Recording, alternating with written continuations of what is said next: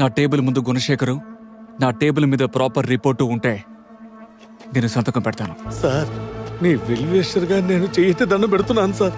వద్దు sir, గుణశేఖర్ని enquiry చేసే పెద్దవాళ్ళందరికీ మన సమాధానం చెప్పాలి సార్. వాడు బురద గుండలాంటోడు సార్. మనం ఎందుకు సార్ బురదలో కాలు పెట్టటం? బురదలో కాలు పెడితే నిజం తెలుస్తుంది అంటే అందులో దిగే మొదటి వ్యక్తి నేనే అవుతాను.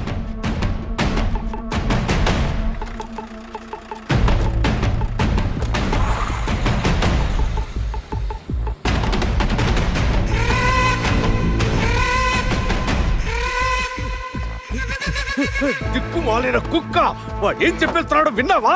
వాడిగా ఇక్కడి నుంచి వెళ్ళిపోతాడు. ఇక్కడ నువ్వు నేనేరా చావాల్సిందే. ఏరా, రాజకీయ నాయకుల జోలికి వెళ్ళేంత ధైర్యం నీకు వచ్చిందట్రా? వాడు ఎంక్వైరీ చేశాడనుకో, నేను గుడి లోపల గంట కొట్టడానికి, నువ్వు బయట కుప్ప ఉడుచోటానికి మాత్రం పనికొస్తాను రా. పిచ్చి పిచ్చిగా వాగావుగా. వెళ్ళి వాడిని ఆపు. వెళ్ళరా. మీరు వెళ్ళి చెప్పొచ్చు కదా సార్. సీనియర్ ఆఫీసర్ అంటే మీకు ఒక భయం ఉంది కదండి, అలాగే నాకు ఉంటుందండి. ఎదిరించి మాట్లాడడానికి ఒక ధైర్యం ఉండాలండి. అది ఉండుంటే ఇవన్నీ విసిరేసి వెళ్ళిపోయి ఉండేవాడిని కదా.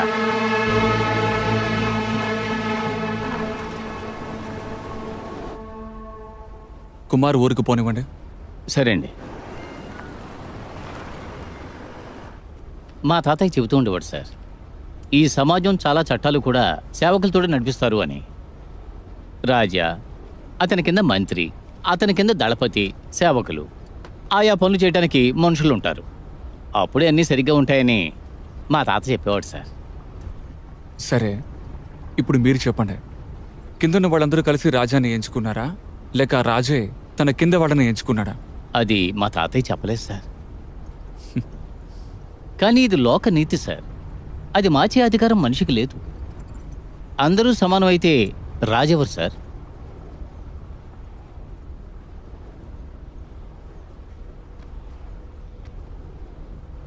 అందరూ సమానమైతే ఎవరు రాజు అయ్యేది?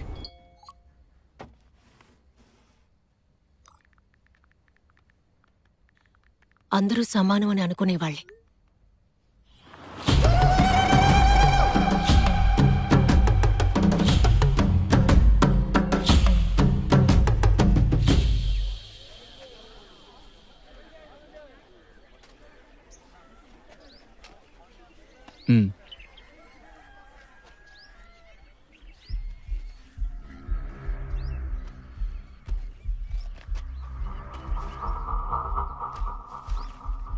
జగన్నాథం, బాలు, పరశురాం, ముత్తయ్య, ఈ నలుగురు ఆ అమ్మాయిల తండ్రులకి వ్యతిరేకంగా సాక్ష్యం చెప్పారు.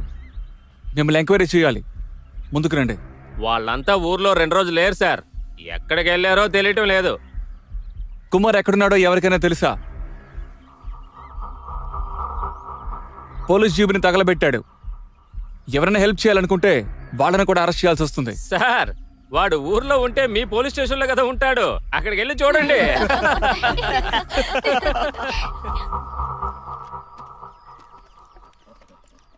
సార్, వీళ్ళందరూ ఇంతే సార్. అర్థం చేసుకోరు. మీరెందుకు సార్ ఇంత కష్టపడ్డాం? ఒక పని చేయండి.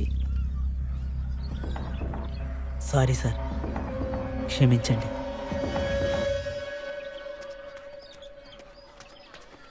విషయం ఏంటంట? కుమార్ని వెతుక్కుంటూ వచ్చారు.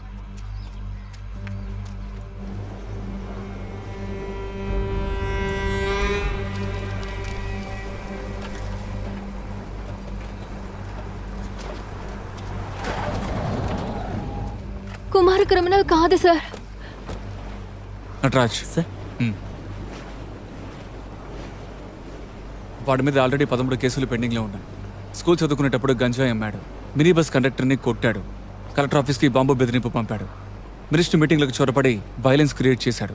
అంతెందుకు, కొన్నిసారి మీ వాళ్ళ మ్యాటర్లో కూడా. మీ వాళ్ళని తీసుకెళ్తే బస్సును రోజు కడగాలని కండక్టర్ చెప్పాడు. చదువుతున్నప్పుడు గంజా ఎందుకు అమ్మారని ఎదిరించాడు.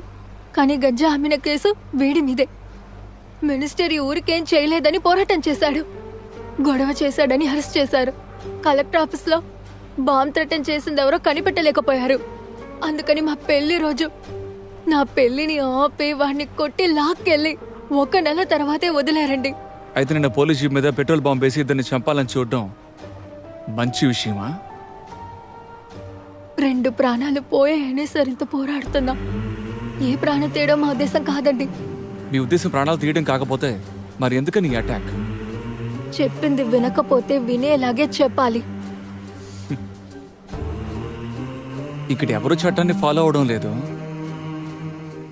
కానీ ప్రతి ఒక్కరికి ఒక చట్టం ఉంది కదా. అంబేద్కర్ తర్వాత కుమార్ ఎక్కువగా గౌరవించేది చట్టాన్నే అండి. చట్ట ప్రకారం మాకు న్యాయం చేయండి. మీరు వెతకక్కర్లేదు, వాడే వచ్చి సరెండర్ అవుతాడండి. మేము లక్ష్మిని ఆల్రెడీ వెతకడం మొదలుపెట్టాం. మీరు కుమార్ని వెంటనే వచ్చి సరెండర్ అవ్వమనండి. వెతికే ఎవరికైనా లక్ష్మి ఎలా ఉంటుందో తెలుసా సార్? పోలీసుల దగ్గర లక్ష్మి ఫోటో కూడా లేదు.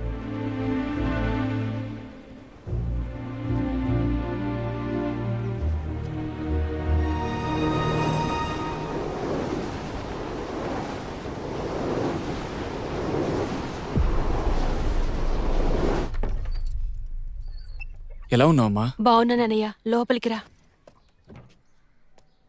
చివరిగా ఎప్పుడు కాల్ చేశాడు? నేనే ఆయనకి ఫోన్ చేశానన్నయ్య. 4 గంటలకు వెళ్ళినైనా 7 గంటల వరకు రాలేదని నేనే ఫోన్ చేశాను. స్విచ్ ఆఫ్ అని వచ్చింది. గుణశేఖర్ వెంకటకి ఎలా తెలుసు? అంత పెద్ద పరిచయం ఏం కాదు. ఏంటంటే ఏంటి?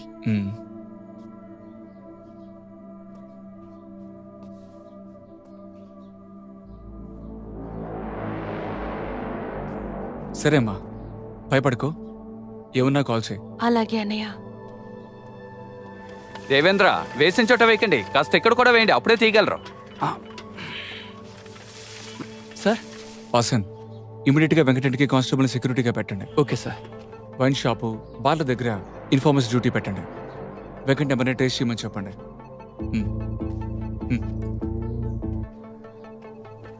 అర్చన ఫోన్ కూడా ట్యాప్ చేయండి. Okay sir.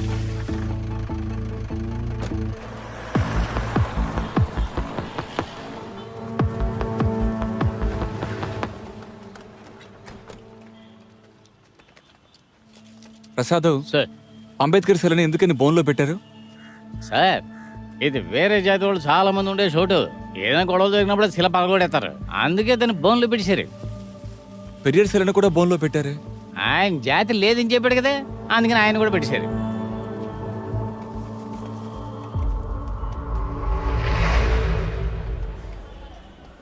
సార్, జయ తేజ పోస్ట్ మార్టం రిపోర్ట్ని రెడీ చేసింది మీరే కదా? అవునండి.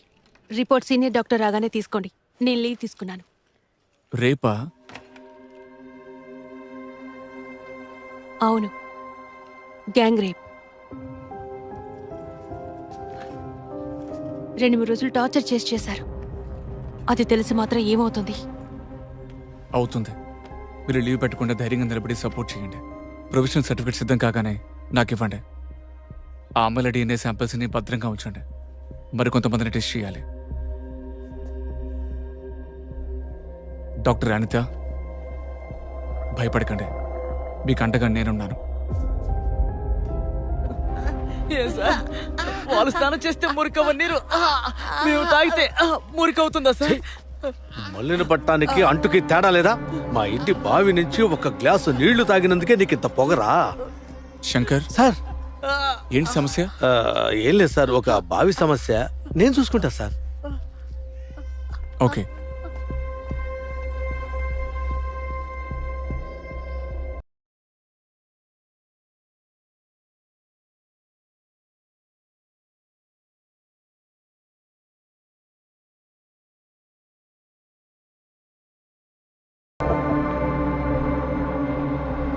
అవునవును, వాడిని చూసి నేను సార్ వచ్చారు.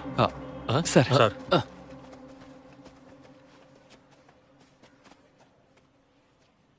అవును, ఏంటా బావి ఇష్యూ? సార్, పై జాతి వీధిలో ఉండే బాయిలో తక్కువ జాతి కుర్రాళ్ళు నీళ్లు తీశారండి. ఏ ఆ బావి నీళ్ళు వాళ్ళు తాకూడదా? తాకూడదండి, మైలు. మైలా అంటే? మైల్ అంటే సార్, అది మైల్ అంటే మైలే కదా సార్? అదేనండి.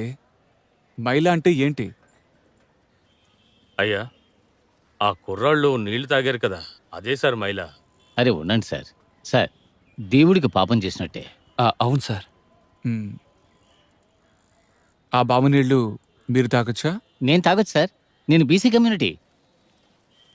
మీరు? నేను తాగకూడదు సార్. అయితే మీరు ఆ కుర్రాళ్ళు ఒకటన్నమాట. లేదు సార్, మా వాళ్ళల్లోనే మేం పైన, వాళ్ళు మాకన్నా కింద సార్. ఇలా వాళ్ళ మధ్య చాలా భేదాలున్నాయి సార్. మీరు? MBC sir. ఎంబీసీనా? నువ్వెప్పుడు ఎంబీసీ అయ్యావు? ఆల్రెడీ మీ వాళ్ళు రిజర్వేషన్ కావాలని ఎంబీసీ అవడానికి ఒప్పుకోలేదుగా. అందుకు సగం మంది ఒప్పుకున్నారు కదా, కావాలంటే సర్టిఫికేట్ చూపిస్తాను. మీరు ఎంబీసీయా? అవునయ్యా. నేను ఎస్సీ సార్. మరి శంకర్? శంకర్ గారు కూడా ఎస్సీయే సార్. అయితే మీరు శంకరు సేమ్? కాదు సార్, మేము ఆయనకంటే తక్కువ సార్. ఆయన మాకంటే ఎక్కువ సార్. ఆయనే మనందరికీ టాపు. వాసన్, మీరొకరు, పైగారు ఇన్స్పెక్టర్ పైన, వారు పంతులు గారు. ఓరి పిచ్చోడా, తల్లి జాతి పిల్లాడికి వస్తుందా? నువ్వు ఒకటవే. అలా చూస్తే మన అయ్యగారు మన మతమే కాదు, ఆయన క్రిస్టియను. ఏమండే, ఇండియాలో క్రిస్టియన్ ఎవరండి? మన వాళ్ళు ఎవరో క్రిస్టియన్గా మారతారు అంతే. ఏదో ఒకటి మాట్లాడుతూ ఉంటారు.